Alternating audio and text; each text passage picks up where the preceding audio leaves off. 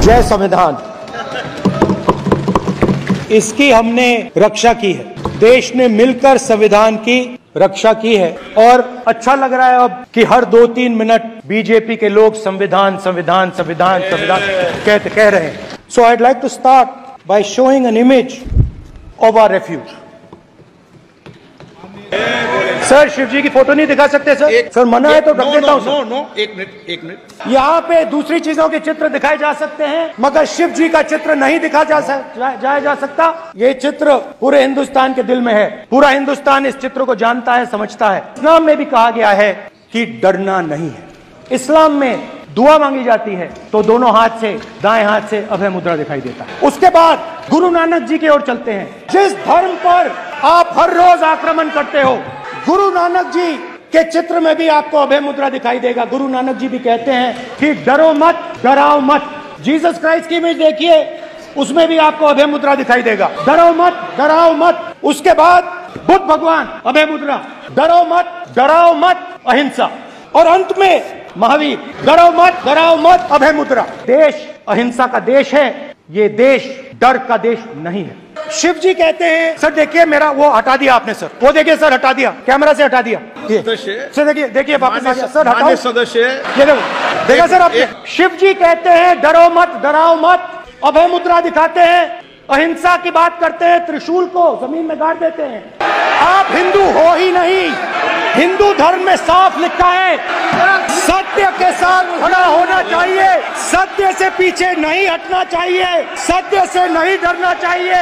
अहिंसा हमारा प्रतीक है। आप बात समझिए, ये इसलिए चिल्ला रहे हैं क्योंकि तीर जाके दिल में लगा है।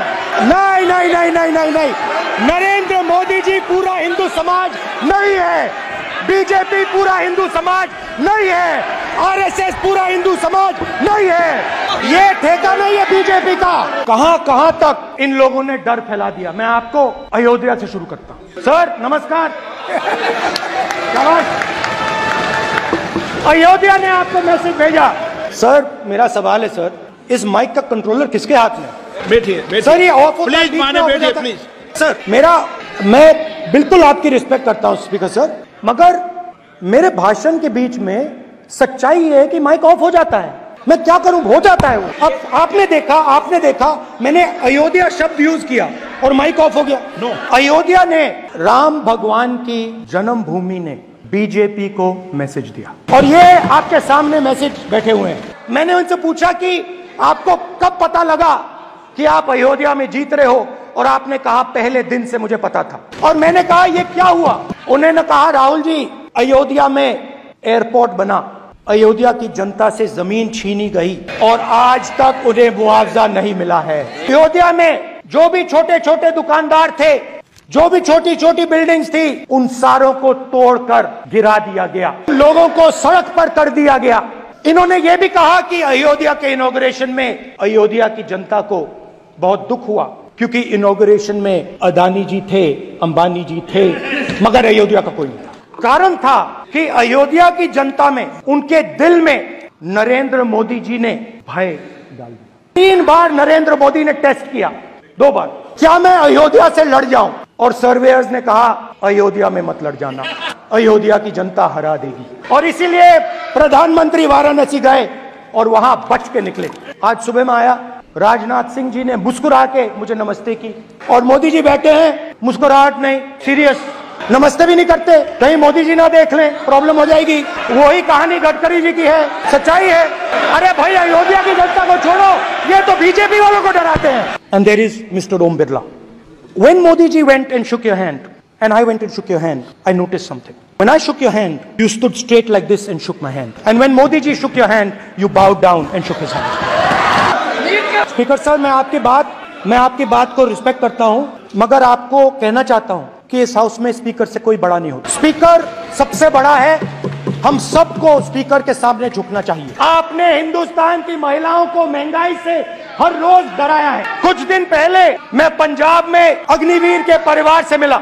अग्निवीर शहीद हुआ, लैंडमाइन ब्लास्ट में शहीद हुआ। मैं उसे शहीद कह रहा हूं, मगर हिंदुस्तान की सरकार उसे शहीद नहीं कहती, नरेंद्र मोदी उसे शहीद नहीं कहते। उस घर को पेंशन नहीं मिलेगी, उस घर को कॉम्पनसेशन नहीं मिलेगी, शहीद का दर्जा नहीं मिलेगा, आम जवान को पेंशन मिलेगी। जरूर दुख होगा, मगर हिंदुस्तान की सरकार आम जवान की मदद करेगी। मगर अग्निवीर को जवान नहीं कहा जा सकता। अग्निवीर यूज एंड थ्रो मजदूर है, और आप उससे कहते हो, उसको आप 6 महीने की ट्रेनिंग देते हो। दूसरी तरफ चाइना के जवान को 5 साल की ट्रेनिंग मिलती है, राइफल लेकर उसके सामने खड़ा कर देते हो, उसके दिल में भय पैदा करते हो, एक जवान और दूसरे जवान के बीच में फूट डालते हो कि एक को पेंशन मिलेगी, एक को शहीद का दर्जा मिलेगा, दूसरे को नहीं मिलेगा, और फिर अपने आप को देशभक्त कहते हो। ये कैसे देशभक्त है?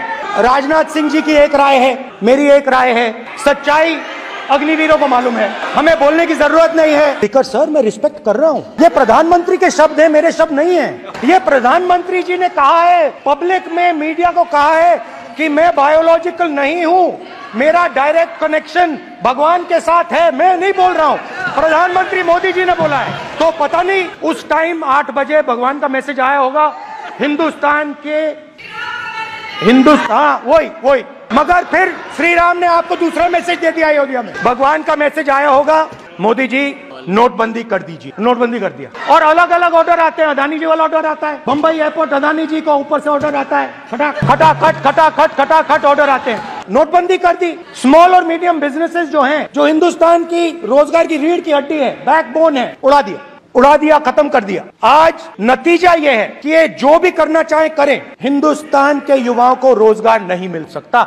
Job creation backbone is broken, finish, खत्म। नोटबंदी की, गलत जीएसटी लागू की, उड़ा दिया। पहले मैं सोचता था ये पता नहीं कैसे हुआ, अब मैं समझता हूं कि ये अदानी जी, अंबानी जी जैसे लोगों के लिए किया गया। ये रास्ता साफ करने का तरीका था। इनकम टैक्स डिपार्टमेंट उनके पीछे पड़ा रहता है, जीएसटी, डिमोनेटाइजेशन, 24 घंटा उनको तंग करते हैं, उनके कैश फ्लो को रिस्ट्रिक्ट करने की कोशिश करते हैं, कैश फ्लो को क्रश करने की कोशिश करते हैं कि वो परे हट जाएं और अरबपति उनकी जगह ले लो। आप किसी भी छोटे व्यापारी से पूछ लो, किसी भी स्मॉल मीडियम बिजनेस ओनर से पूछ लो, ये आपको बता देगा। गुजरात में मैं गया, टेक्सटाइल ओनर्स के साथ मेरी बात हुई, मैंने उनसे पूछा नोटबंदी क्यों हुई, जीएसटी क्यों हुई, साफ बोला अरबपतियों की मदद करने के लिए जीएसटी और नोटबंदी की गई है। नरेंद्र मोदी जी अरबपतियों के लिए काम करते हैं। मैं जाता रहता हूं और आपको गुजरात में हराएंगे इस बार, आप लिख के ले लो। आपको ऑपोजिशन इंडिया गठबंधन गुजरात में हराने जा रहा है। तो किसानों को जो हमने लैंड एक्विजिशन बिल तैयार किया था सही मुआवजा दिलाने के लिए, उसको आपने रद्द किया।